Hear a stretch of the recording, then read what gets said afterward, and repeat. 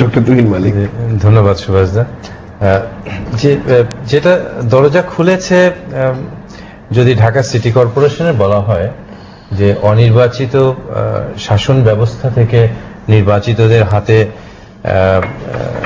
এই ক্ষমতায়নের একটা পদ্ধতির শুভযাত্রা হিসেবে যদি আমরা এটাকে ধরে নেই, কিন্তু এই কাঠামোটা কি আদৌ বাংলাদেশের সংবিধানের সাথে যে অঙ্গীকার আমাদের রয়ে গেছে, যে স্থানীয় সরকার কাঠামোগুলোকে শক্তিশালী করার যে প্রত্যয় আমাদের সংবিধানে আমরা রচনা করেছি, এবং আমাদের মুক্তিযুদ্ধেরও কিন্তু অন্যতম একটা বড় বিষয় ছিল যে স্থানীয় সরকারের মাধ্যমে জনগণের ক্ষমতায়নটা আনতে হবে, এবং আপনি সাধারণ মানুষের ক্ষমতায়ন এবং দেশ গড়ার যে অংশীদারিত্ব, সেটা একেবারে গ্রাসরুট থেকে যদি উঠে না আসে, তাহলে বাঙালির স্বাধিকার আন্দোলন এবং বাঙালি তার অস্তিত্বের সাথে শাসনের যে একটা সম্পৃক্ততা রয়েছে, দীর্ঘদিন ধরে আমরা যেভাবে শোষিত হয়েছি বিভিন্ন জাতিসত্তার মাধ্যমে, আমাদের নিজেদেরকে নিজেরা যে শাসন করব, তার জন্য স্থানীয় সরকারের তৃণমূল থেকে এই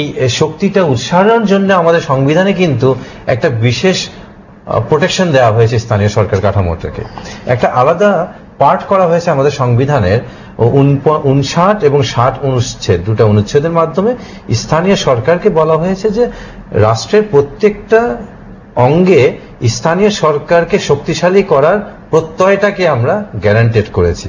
কিন্তু খুব দুঃখজনক হলেও সত্য, আমাদের স্থানীয় সরকার বিষয়ের আমাদের মনে হয় বাংলাদেশের এক সবচেয়ে বড় কিংবদন্তি একজন বিশেষজ্ঞ, ওনারাও যে আন্দোলনটা করে আসছেন যে আমাদের স্থানীয় সরকার কাঠামোকে আমরা কখনোই শক্তিশালী করতে পারিনি, কোন সরকারের আমলেই না। এটা যে শুধু এই সরকারের ব্যর্থতা কিংবা এর আগের সরকারের ব্যর্থতা তা নয়, আমাদের ধারাবাহিক। আমাদের আমরা উপজেলা নির্বাচনটি দেখেছি, রাষ্ট্রীয় কাঠামোটা হয়ে গেছে এককেন্দ্রিক শাসনতান্ত্রিক বিষয়ের উপরে, এবং শুধু এককেন্দ্রিক বললে হবে না, এক ব্যক্তির হাতে সামগ্রিক ক্ষমতায়নটাই হয়ে যাচ্ছে আমাদের রাজনীতি এবং গণতন্ত্রের একটা বড় বৈশিষ্ট্য।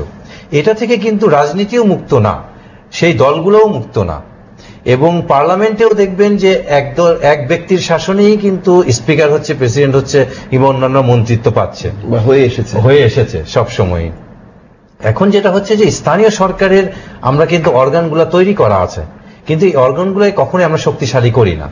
যেমন জেলা পরিষদে কিন্তু দীর্ঘদিন ধরে অনির্বাচিত প্রশাসক বানিয়ে রেখেছি আমরা, এবং এদেরকে যে ক্ষমতায়নটা করবে জনগণের ভোটের মাধ্যমে, এই পন্থায় কিন্তু আমরা এতদিনেও আগাতে পারিনি।